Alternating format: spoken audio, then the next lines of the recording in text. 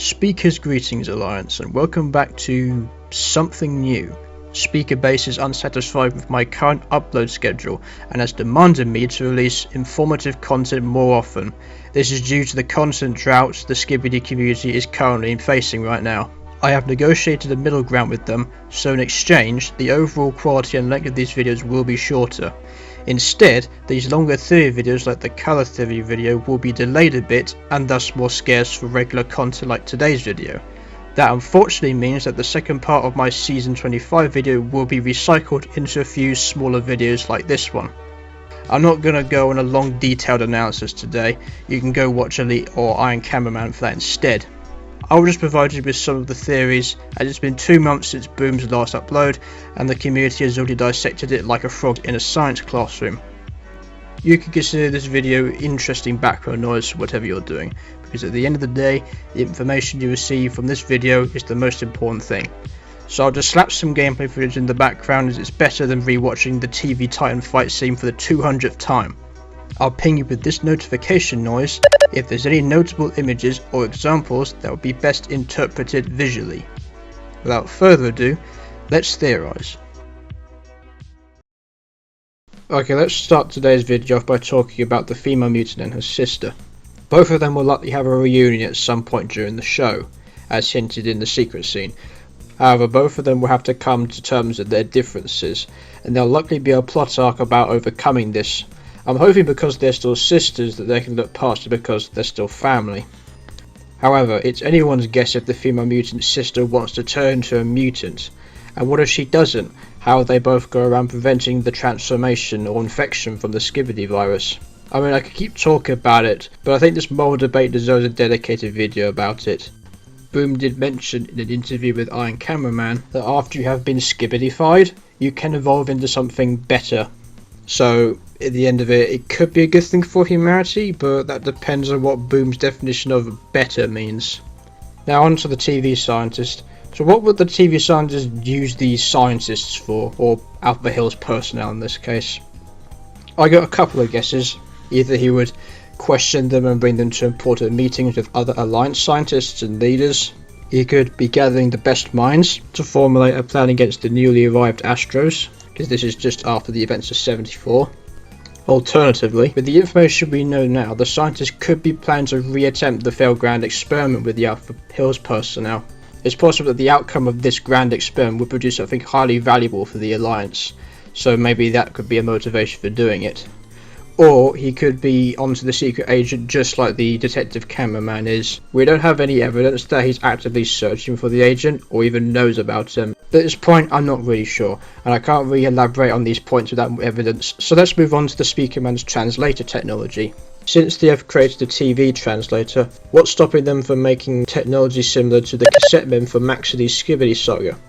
They could provide the cameraman with detachable speakers to talk or communicate with in the future, which would make communication among Alliance members easier, as they wouldn't have to rely on hand gestures or certain body language to get their point across. We may even get a Skibidi language translator if the Skibidis work together with the Alliance scientists in the future.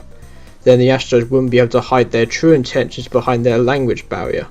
Boom did mention in the same interview with Iron Cameraman that we, the audience, would be getting a new ability in episode 79, and because we are transitioning into the age of the Speakermen, we could gain the ability to translate the Skibidi language due to a collaboration. Boom could even write translations for all the Skibidis in previous episodes if he wanted, as it's being applied to us, the audience, and not in the show. Okay, now I want to talk about the secret agent and potentially his weaknesses. The only issue I can see with the secret agent's technology and strategy as a whole is the fact that he has to be there to make those interventions, which is pretty obvious, like Titan Cameron has to be there to beat up a Skibidi toilet.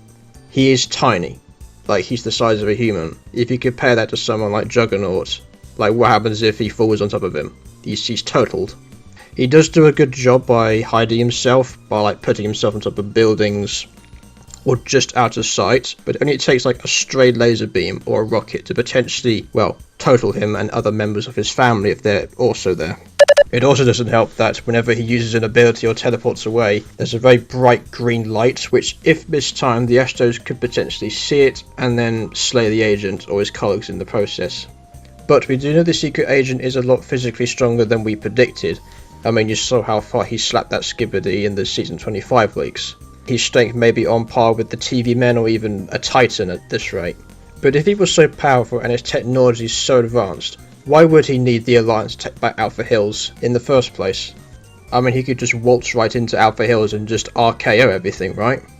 Well, by doing that, it would attract the attention of the Astros. One dude soloing the entire Skibidi faction would call for an emergency meeting where they would study and scrutinize his every move. That's why the TV men's technology already had countermeasures by episode 77. The Astros have been there the entire time, watching them.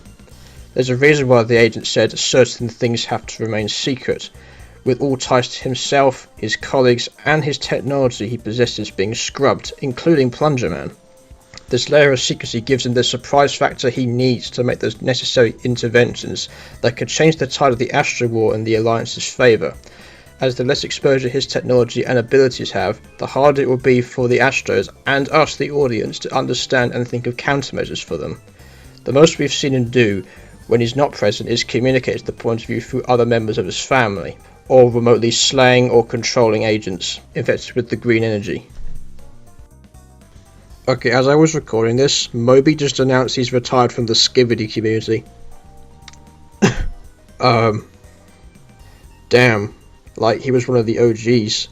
Like, he's been making content since the start of Skibidi Toilet. In fact, he was one of the first people that started making it and probably formed the Skibidi community to begin with. I mean, he covered more than Boom series, like he covered Multiverse and I think Skibidi Wars, I'm not sure. It's been a while since I watched his content, but he was good. I mean, his theories were a little bit dank, but that's okay. Like, we need some out there ideas to kind of like generate new ideas, because it gives like a new perspective on things. But I'm just wondering how like Multiverse would be affected considering he's retired now. Like, will they still use him? Like, will he still give them consent to use his character? Because I know he's been kind of a fan favourite in the Multiverse, like whenever he appears. That'll be interesting. Yeah. Sorry to see you go, Moby. Like, you're one of the real ones in the Skibidi community. Yeah. Gonna miss you, Moby. Well, I think that's enough for today. Thank you for watching to the end, and I hope you found this video informative and interesting. For now, I'm going to do 1 to 2 uploads a week, as I was getting burnt out focusing on one big video. I had to rewrite the part 2 script at least 6 times, as I just kept thinking and settling on new theories which bloated and overcomplicated things, leading to another month-long wait for content. Sorry about that. I'm just going to keep things simple for now, and just to get my ideas off the notepad and onto the screen to you guys. I feel that not enough people are looking back into previous episodes with the knowledge we have now, and this will likely be the future of my content to fill in the gaps between Boom and the community's major uploads. With the apology over, stay critical, Alliance, and I'll see you soon.